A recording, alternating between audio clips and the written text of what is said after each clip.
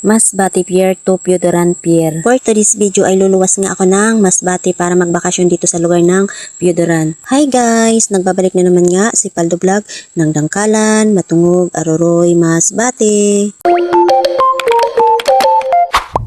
Bago ang lahat ay gusto ko munang i-shoutout lahat ng mga taga Piudoran. Welcome pa dyan ako sa inyo. Kahit hindi ako welcome ay wala na kayong magagawa kasi pupunta na ako dyan sa ayaw at gusto nyo.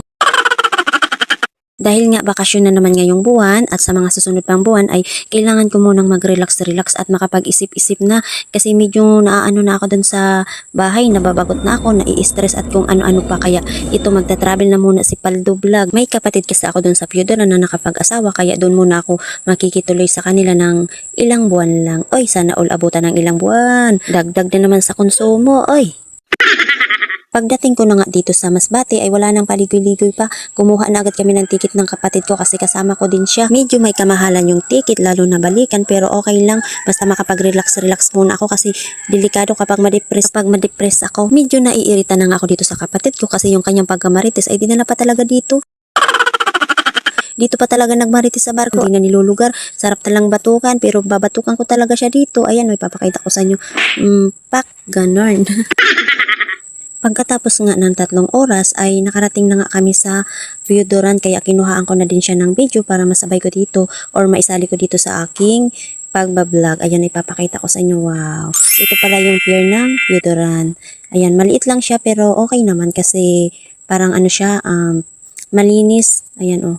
Diba? At ang ganda-ganda ng tanawin ngayon kasi good weather. Umalis kami dun sa Masbate Pier, siguro mga 1 kaya nakarating kami dito, parang 4 to 5. Kaya ayan, excited na si Self na bumaba. Minsan kasi hindi naman masama na pagmakasyonin natin yung ating sarili, lalo na pag marami tayong iniisip na problema at kung ano-ano pa. Wala naman tayong ibang matatakbuhan, kundi sarili lang naman natin at yung talagang maaasahan natin. Kaya minsan unahin din muna natin yung ating mga sarili, diba? Pagdating nga namin dito sa baba ay agad na kaming may sundo kasi malayo pa lang ay chinat na namin yung aming kapatid kasi nga hindi kami taga dito at hindi pa kami familiar sa lugar ng Piudoran. Simple-simple lang ako pero yung laman ng aking mga bag ay baon yan.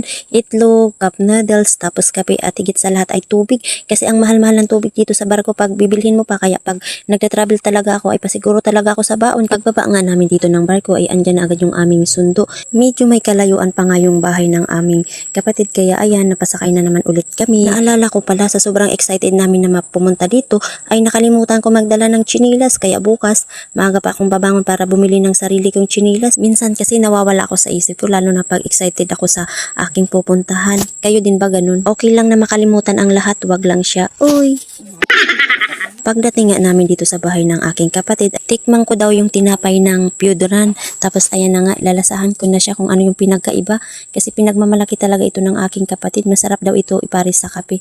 Kaya ayan, parang pinipil ko siya at okay naman siya, masarap naman. Pati nga kamay ko ay parang isusubo ko na rin.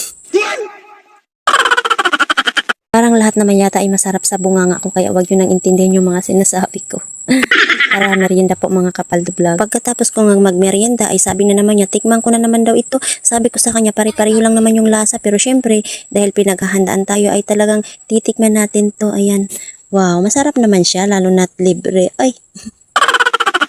Sa ngayon, yun lang po muna. Bukas naman, bye-bye. Abangan nyo na lang po yung next vlog ko dito sa Piudoran. Salamat!